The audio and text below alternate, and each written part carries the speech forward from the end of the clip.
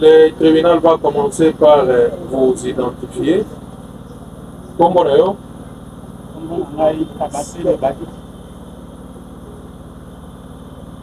s'il te plaît. S'il te plaît. Comme on a eu Kabassé les Badi Banga Norbert. Ok. Grade. Commissaire supérieur adjoint. Unité. Gémi Est. Fonction. Commandant premier escadron Gémi Est. Matricule. Matricule 11 968 027 25 729. CI.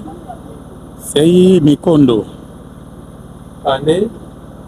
Matricule. Vous pouvez revenir sur le matricule. Bon, matricule Nanga Ezali 11 oui. 968 027 25 729.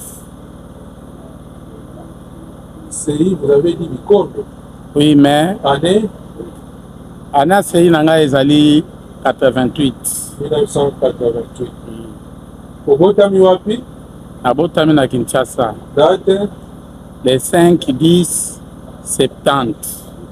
Kombo papa? Kabassé le Chabang. Azali? Non. Bongo maman? Mbouy Marie-Louise. Azali? Non. Ozali originaire ya wapi? Ya Bakwa Beya. Bakwa Beya. Secteur? Mwanzangoma. Secteur de Mwanzangoma. Territoire? Ndemba. Territoire de Ndemba. Province? Kasaï central. Kasaï central. Marié?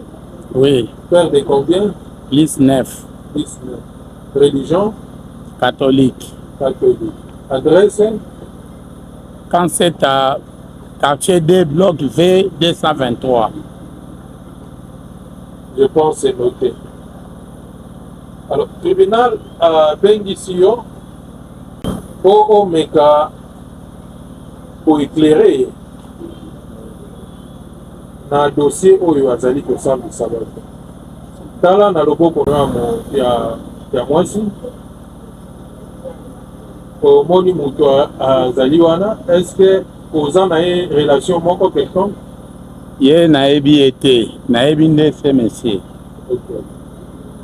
Oyo ya loboko na yo ya mobali. Est-ce que oza na ye relation quelconque? Négatif. Okay. Et en tant que tel, le tribunal va vous entendre en tant que renseignant et ça ne vous oblige pas à prêter serment. Ok? À vos autres. Le tribunal a dit koyeba bato yo baza kosamba liboso na ye. Soldat Kaseba Katabwa Laurent. Oyebelaki ye ndenge nini na ba circonstance nini pe dossier ememi ye awa. Et là, on est éclairé tribunal. Ezali na date le 17 février, c'était mercredi 2026, les avant-midi. Le combien? Le 17 février, oui. Les avant-midi, mercredi. Oui. Nazalaki na bureau nangai. Namoni kaka ba policier bazwa na batuna moto moko 3 pine. Nde natuni problème ezali nini? Naye komona bango bazaki misatu. Bazaki misatu. Mais moninga na bango. Nde azaki problème na un chauffeur à moto ya 3 pine ba Keweseki.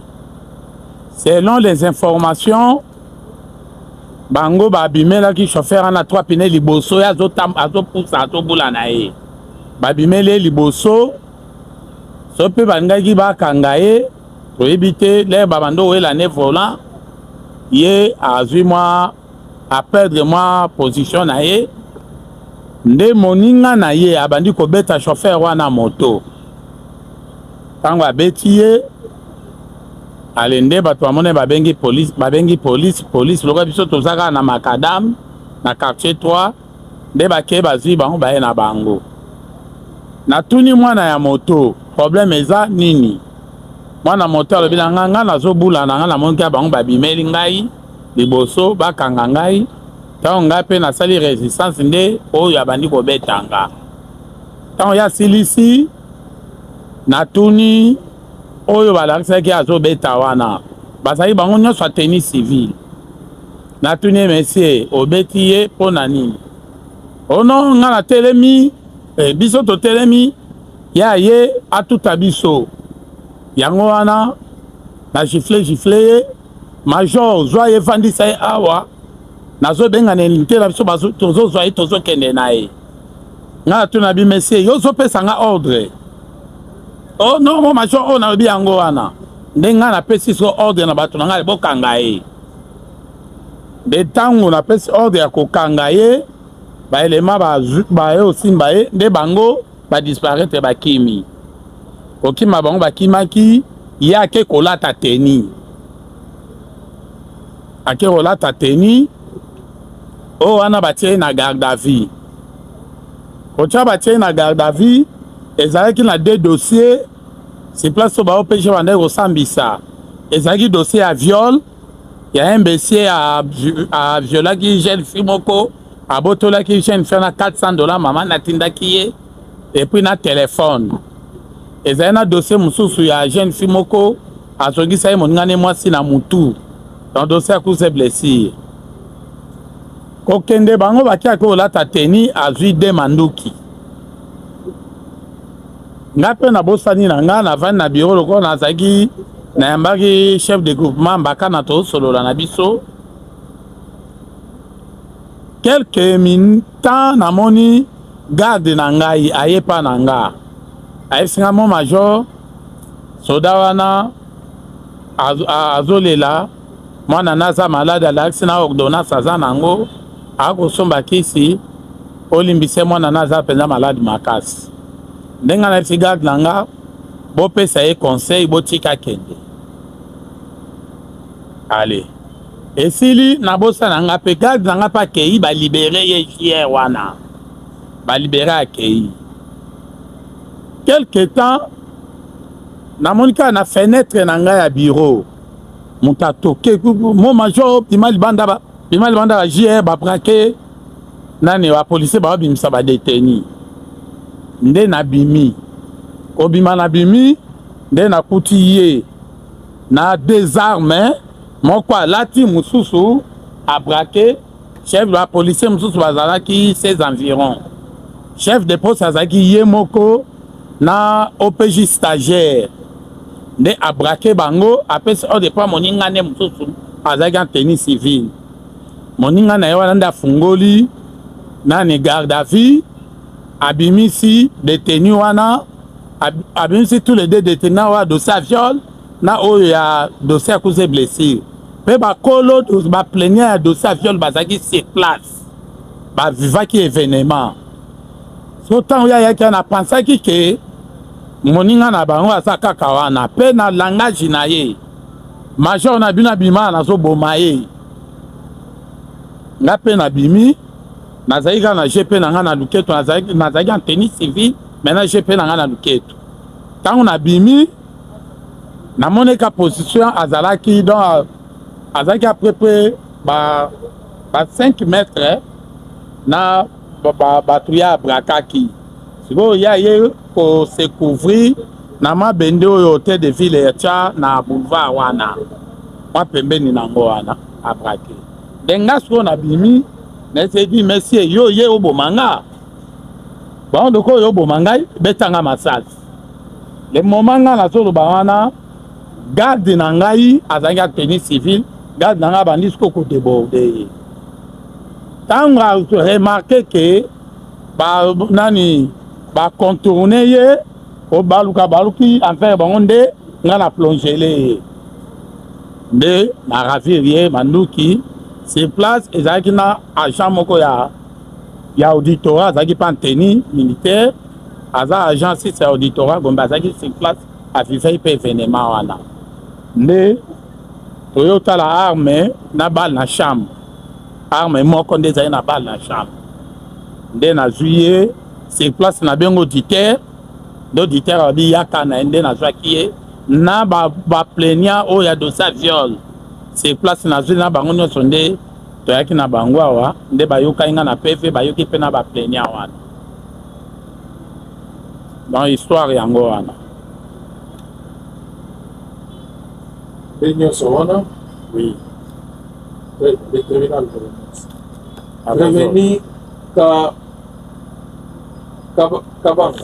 Kaseba au lundi ndenge commissaire supérieur adjoint auti pour relater au lundi nyonso réaction na yo.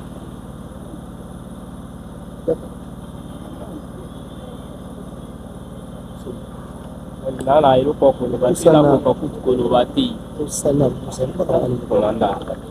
Nala ilikuwa kolobati. Olobi? Nalandi eloko ma major alobi. Nenga lobi nene ezalaki nene kutu na sami. Nenge ma major alobi nene ezalaki nene kutu na sami. Eza likambo ko bagisa obe kolongola te. Ezalaki likambo ya mwana azobela to yosumba bakisi nene ezalaki. Vous reconnaître que au Kitaki, c'est un commissariat. Au Kiti na bureau, kuna na mando qui mi balé. Ça na mando qui mi balé, mais pour la couparake à manabake à mati. Mando qui mi balé et où t'es là qui wap.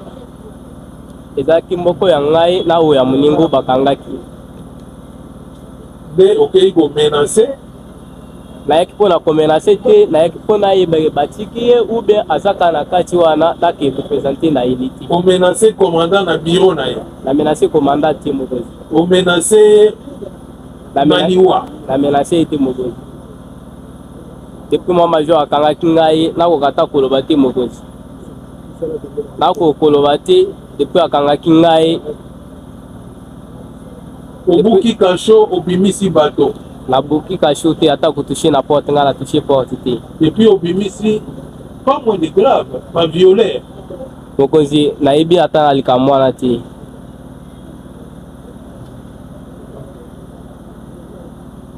Est-ce que vous avez un comportement affiché ou ce sont des faits graves et ça constitue des infractions punissables par la loi. Prévenir Kassem.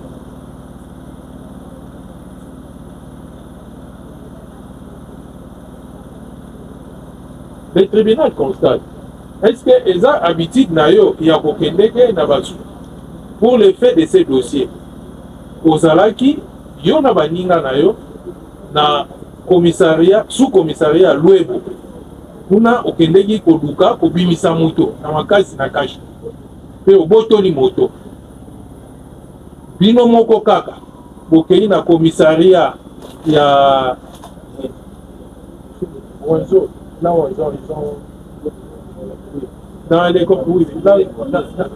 commissariat ya révolution et kuna bobeti policier masasi policier wana de loi. Trois faits qui se caractérisent, qui se ressemblent, où vous venez par la terreur avec des armes, avec vos amis, pour dépouiller les commissariats, pour faire évader des détenus. Et de sur quoi vous avez tué un policier qui était de faction à son poste. Est-ce que Nyon Soana Ezali par coïncidence Prévenir Kaseba? Là, comme major. Ezali par coïncidence au monde en ayo na ba commissariat Misato Mobimba où tu pars en intervention avec des armes et vous libérez des détenus.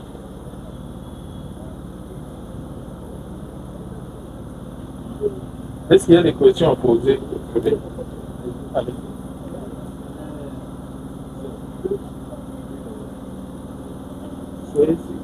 Prévenu, Kaseba. Moi major. Oyebi major aza pembeni na. Na ebi. Okomaki na bureau na ye. Nakomaki. Na manduki mibale. Pardon mokonzi. Okomaki na bureau na ye na manduki mibale. Ngoi nangala koko reposer koloba na koloba ti de bakanga la ya keloko ti mai na melaka na pasi. Na me pele ekangama. Question ya tribunal e lobi boye. Yo okomaki na bureau ya major na manduki mibale ya zelo. Nakomaki. Bongisa micro po eloba. Manduki wana mibale. Omemaki yango na la police pour quelle intention? Nakindaki na minduku mibale na la police. Ero bakangi moninga na ngai pona yebake azali ou bien batiki ye pona kikopesa a rapport na unité. Sikoyo yo soda moko manduki mibale. Unité totaki yo manduki mibale. To manduki yango eza lolenge nini? Expliquez dans le tribunal. Manduki yo soda moko. Manduki mibale totaki yo ndenge nini? Badozaki munduki moko eza mibale te. E bongo ya mibale utio. Eza ya moninga.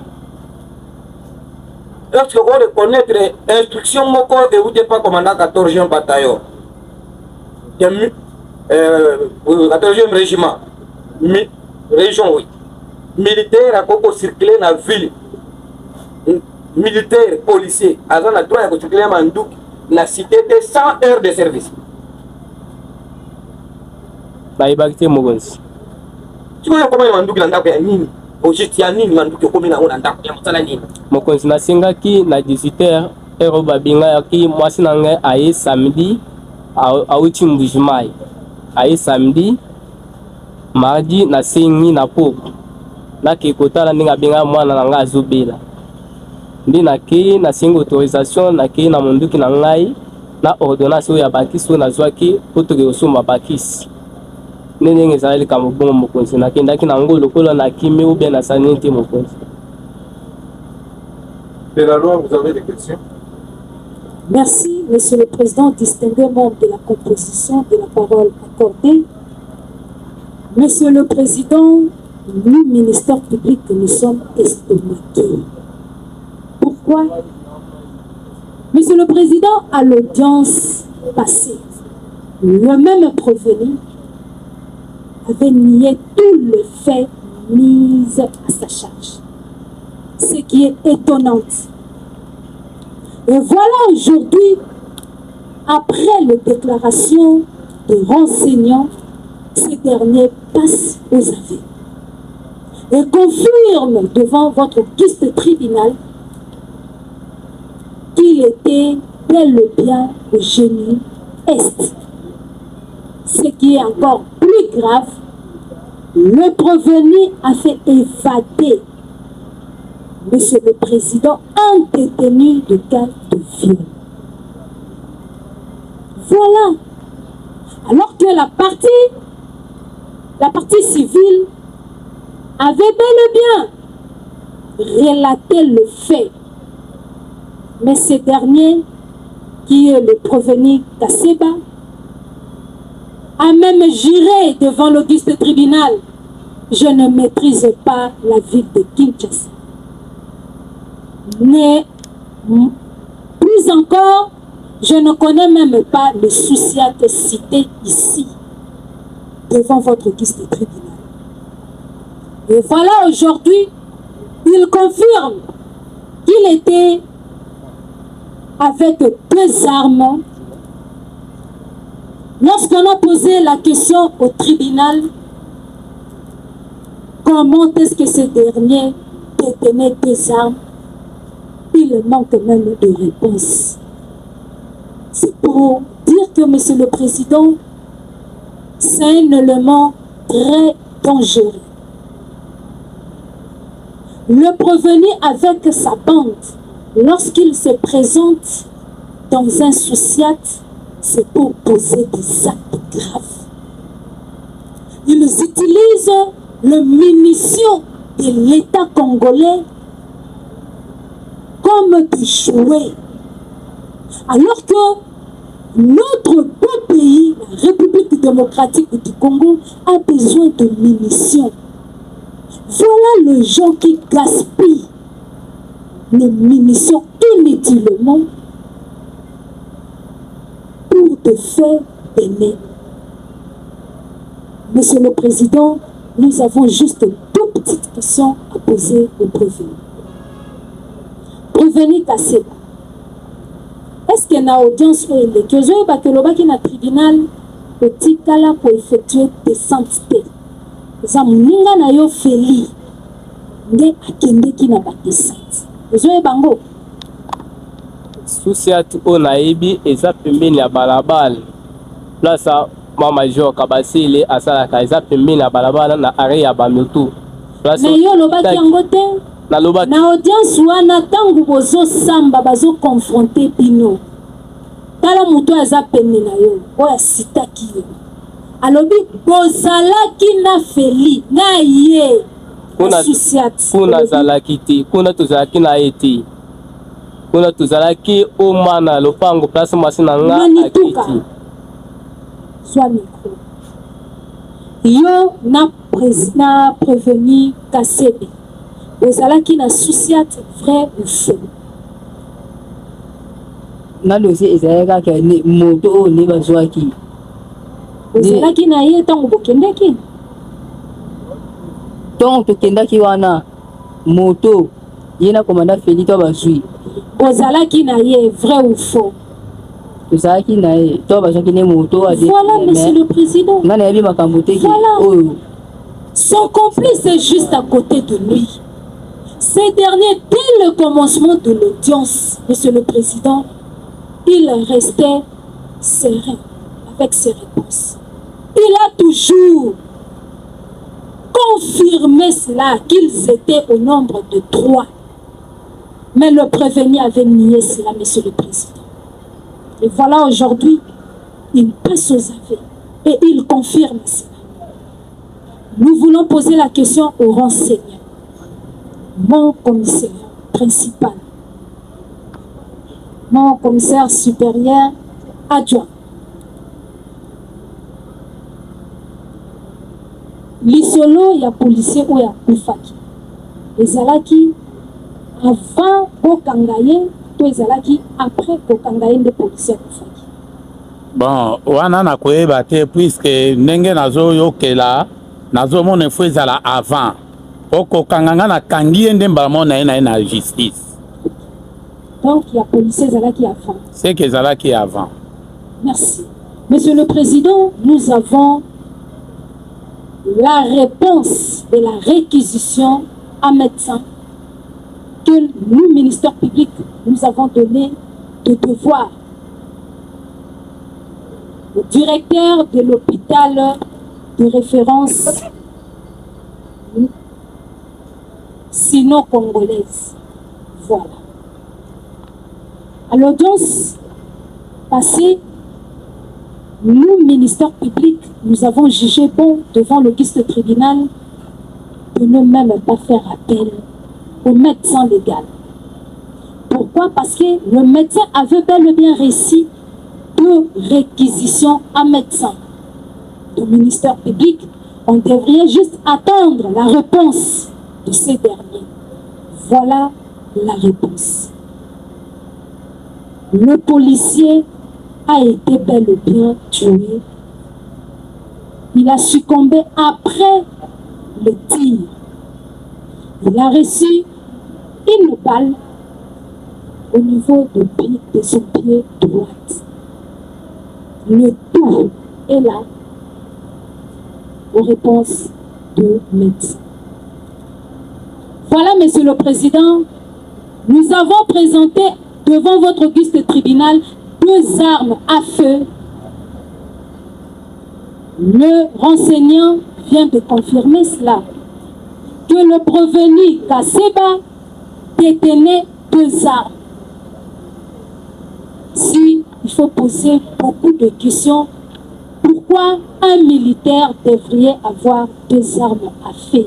Est-ce que nous sommes dans un état de guerre? Nous disons non. Il s'est présenté au génie. Pour quel motif? Le renseignant a tout relaté. Est-ce que pour venir demander, solliciter de l'aide à la police, ça nécessite des armes à feu? Nous disons non. L'armée ainsi que la police, nous sommes de collaborateurs. S'il y a un petit souci, il suffit seulement de se présenter devant le commandant en place. Vous allez trouver la solution. Nous ne sommes pas des ennemis. Alors qu'il y a des militaires, entre autres le Proveni Kaseba, qui a récupéré, il détenait 2 armes à feu pour aller extraire son ami détenu au génie. Quand bien même le commandant en place s'est présenté devant ces derniers, comme il se faisait comme Rambo, commando, il voulait à tout prix utiliser son arme pour semer de terreur, de troubles. C'est que la loi évite. La loi congolaise n'a jamais accepté, n'a jamais permis à ce qu'un individu trouble la paix de paisibles citoyens congolais. Chose étonnante, le Proveni a semé de terreur ainsi que la paix. Il est allé plus loin, tuer un brave policier que l'armée congolaise, notre beau pays, a besoin de policiers pour protéger de paisibles citoyens ainsi que leurs biens. Voilà, Monsieur le Président. Maintenant, nous espérons que le tribunal est bel et bien éclairé. Au moment opportun, nous allons le trouver, nous avons dit. Merci. La défense du Proveni. Merci, Monsieur le Président, votre honneur. Je sais que le renseignant qui vient par devant vous n'a pas dit le contraire. Il a donné les faits. Presque ce qu'avait dit mon client Kaseba. Il dira que le renseignant Kaseba était venu avec des armes. Parce que il était venu, son ami du deuxième, de la deuxième arme était au cachot. Lui nous avait dit que lui avait quitté Kanchachi pour aller visiter la famille de sa femme, là où la femme est arrivée. L'enfant était malade. Maintenant, ne connaissant pas le quartier très bien, il a délégué son ami, son Massoua.